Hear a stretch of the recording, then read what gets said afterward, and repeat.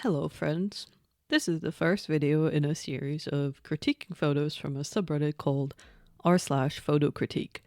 This subreddit is a cesspit of people who post their absolute best photo they have ever taken to get some validation and internet brownie points. People who cannot read a single point of criticism without feeling personally offended even on other people's behalf, and actual beginners and people who wish to get better at photography whose posts sit without a single comment for days on end. With that in mind, I felt it would be unfair to just take random pictures of internet and use them as examples for general criticism, because sometimes people get a bit antsy about that and I'm trying to be a considerate person. So I went and found 5 recent posts on the subreddit. These are my personal opinions, take them or leave them, it's up to you. So let's get right into it. Hello and welcome to Camera Shy. The first photo that we will be critiquing today was posted by user everything_optimizer. OP wrote in a comment, "Took this in Leiden in September 2021. I wanted to catch a clean everyday moment, someone walking through a nice bit of light and shadow. Shot it on iPhone 12 and edited slightly in Google Photos, crop plus contrast. Would appreciate feedback on framing, timing, or anything else that stands out." This is an iPhone photo, so we have to be gentle with it and put on our kitty gloves.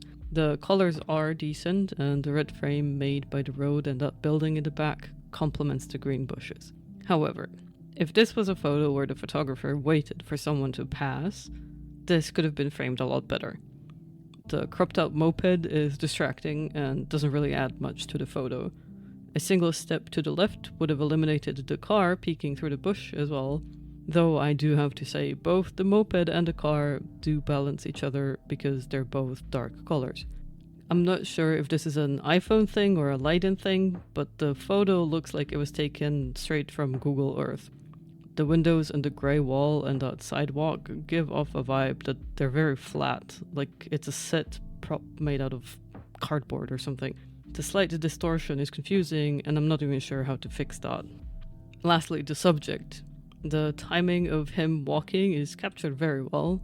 His head is not in front of any major lines, the step is wide, and he's dressed very sharp and has really cool shoes. The thing is, this man saw the photographer, and he knew what was about to happen, so he got all up in his head and he started walking manually. We've all been there, you know what I'm talking about. You can just tell that he's consciously putting one step forward at a time, then swinging his arms in what he thinks is a normal range of emotion, but it's not. His painful expression paints his internal thoughts so clearly, and there were probably something along the lines of, "God, why is this person taking a photo of me right now? This is horrible, I forgot how to walk, just act natural, just ignore it, keep going, keep going." Now that I think about it, this should become a subgenre of street photography. We could call it something like cringe core or awkward wave, and make the introverts regret ever leaving the house. It's me, I'm the introverts.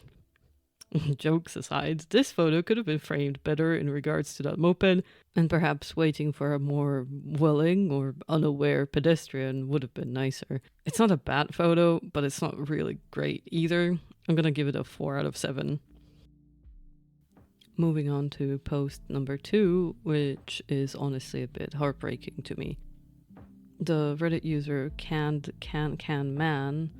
wrote that the intention was mostly playing with an interesting perspective with the help of this cone-shaped iron wire sculpture.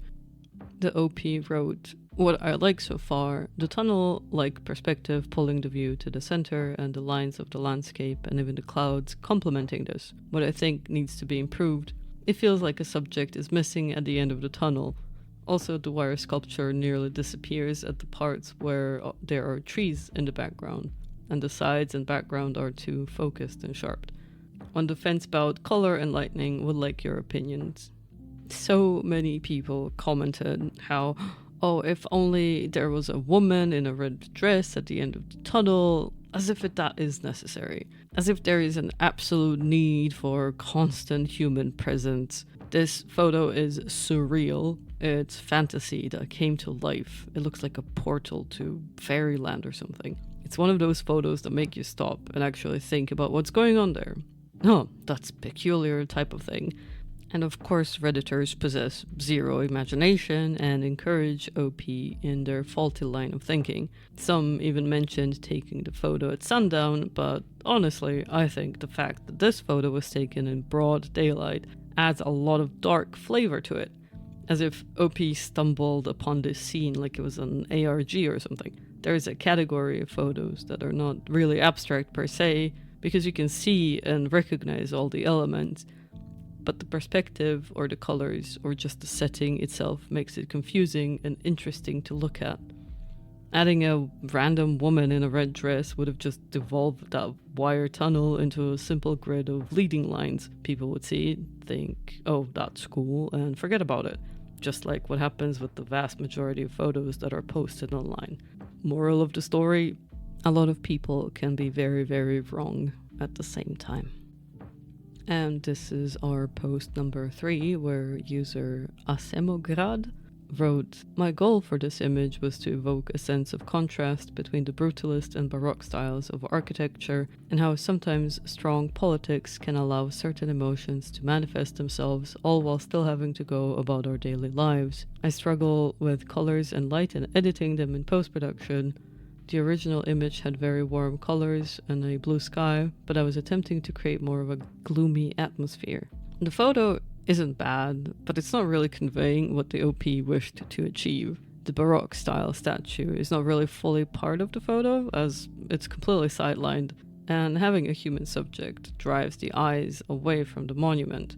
And while OP's intentions were not really fulfilled, this photo is actually completely salvageable with a touch of surrealism. The brutalist building that dominates the frame is actually quite odd looking. You don't really see this kind of architecture every day, and that can absolutely add to the factor of, what am I looking at here?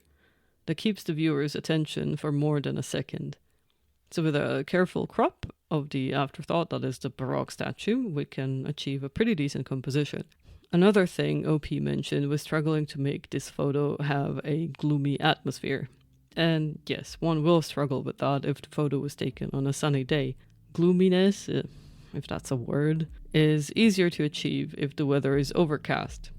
Clouds blocking out the sun basically turn the entire area into a massive softbox because they diffuse the direct sunlight. There is human psychology at play too, as gloomy vibes are a set of expectations, and a nice sunny day is not really invited to that party. I do find it curious that OP decided to take this photo vertically. The shadow in the foreground indicates a building behind OP, so perhaps OP couldn't back away enough to capture the roof of the brutalist building and the sky, but it still didn't quite warrant splitting up the statue. OP might have wanted to showcase how massive the building is, but that can be done more stealthily without revealing all the magic. First, with the human subject for a general scale of things, because we all intrinsically understand how big things are compared to ourselves. And second, since the building is strange and not seen everywhere, we're not really used to it. So not including the upper end of the building would make it seem even bigger. We wouldn't know where it ends, would have no framework to go off of unless you're a local there or have visited before. Hiding certain elements can make a photo pop off more than showing the entire premise. It's the same reason why cutting off or cropping out joints of people make them look elongated. It's the same thing, it's just that it's very much applicable to buildings, because buildings don't have joints or ankles or hands. So we're much more forgiving and it doesn't look as funky. While you're here, please like this video, subscribe, and leave your thoughts in the comment box below. I love reading your comments and engaging with you all. And post number 4 is by user excellent_list_9746. They posted a photo titled "First Real Portrait Session with Little Sis for Prom." They explained a lot in the comments, but we will condense it down to, please let me know what you think in terms of the shot, my Photoshop adjustments, focus on the people, and color/aesthetic. From the moment I saw it, I loved the photo. Their shadows are strong and look really good. The dress, the running together, the laughter, the colors. It has the historical romance vibe that works really well here. There are some problems, however. The sky is way overexposed and takes up the whole third of the photo, and fights for attention away from the couple. The blossoming tree and the lamppost to the right are very distracting because they're so sharp and detailed, and just unnecessary as they're completely on the side and half cropped as well. This is all fixable with a nice tight crop. I can see the trees in the background being artificially blurred, and it's a bit off-putting once you notice it, but it's not that big of a deal as the contrast of shadows and the beautiful backlight outlining the couple make up for it and grab the attention well enough. All in all, it's a gorgeous photo, it looks very fun, and I hope the little sister loves it.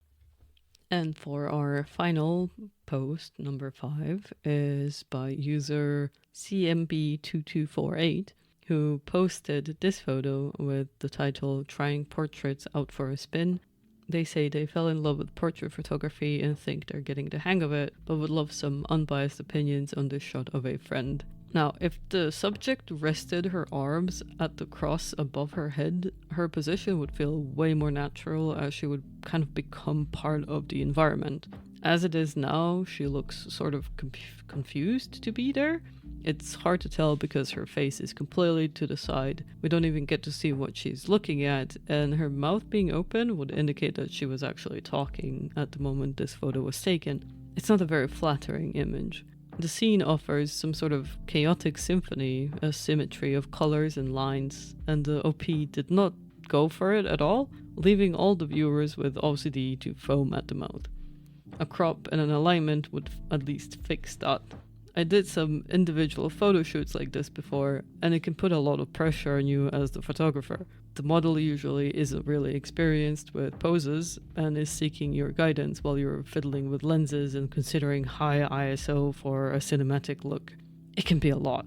Your best bet is to establish fun time. If you're sweaty and being all insecure, the model will be sweaty and all insecure. Having fun with the shoot means the model will be more relaxed and maybe even offer some ideas of their own.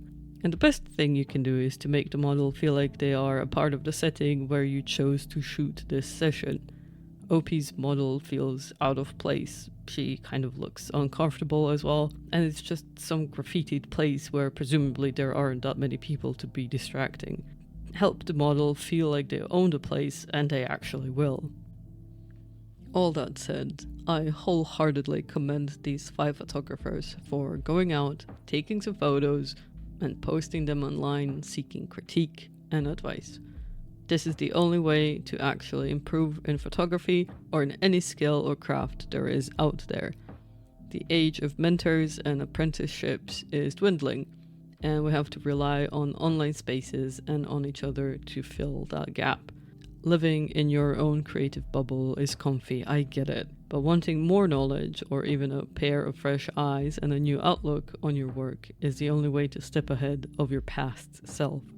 I know it can hurt to see your photo be torn to shreds, but you cannot grow without pain. And these 5 will most definitely improve as they're willing to put themselves out there, and I wish them all the best in their creative pursuit. That's it for this video. I hope you enjoyed my commentary, and I hope that you learned something new. If you've made it to the end of the video and wish to support me, there are some links down below in the description. Thank you for sticking around. Now go out and take some photos right now, this very instant. I would love to see them. I'll see you in the next one.